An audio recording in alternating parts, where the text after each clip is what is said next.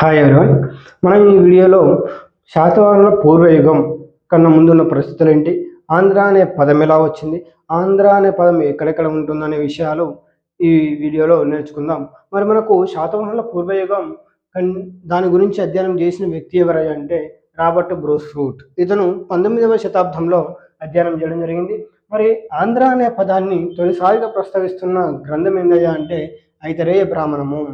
అదేవిధంగా మరి ఐతరేయ బ్రాహ్మణం ఏం చెప్తుందయ్యా అంటే దక్షిణ భారతదేశంలో కళింగులు, పులింగులు, శబరులు, ముతివులు, ఆంధ్రులు అనేది తెగలు నివసిస్తున్నాయని ఐతరేయ బ్రాహ్మణం తెలియజేస్తుంది. ఆ తర్వాత మెగస్తనీస్ రాసిన ఇండికా గ్రంథము కూడా ఆంధ్ర గురించి ప్రస్తావిస్తుంది. ఇది ఆంధ్ర గురించి ప్రస్తావిస్తున్న తొలి విదేశీ గ్రంథం. తొలి స్వదేశీ గ్రంథం అంటేనేమో ఐతరేయ బ్రాహ్మణం, తొలి విదేశీ గ్రంథం అంటేనేమో మెగస్తనీస్ రాసిన ఇండికా గ్రంథం. మరి ఆంధ్ర గురించి ప్రస్తావిస్తున్న తొలి శాస్త్రం ఏంటంటే మైదవోలు శాస్త్రము. దీన్ని శివస్కంద వర్మ వేయించాడు. ఈ శివస్కంద వర్మ ఎవరై అంటే పల్లవరాజు. ఇంద్రవర్మ వేయించిన పుర్లీ శాసనం నుంచి మొదలుకొని వివిధ కాకతీయ శాసనాలు త్రిలింగ, తిల్లింగ, తెలంగ అనే పదాలను పర్యాయ పదాలుగా వాడడం జరిగింది. తర్వాత ఆచార్య పరబ్రహ్మ శాస్త్రి ప్రకారం తెలంగాణ అనే పదము త్రిలింగ, తిలింగ దేశం అని పిలిచేవారు.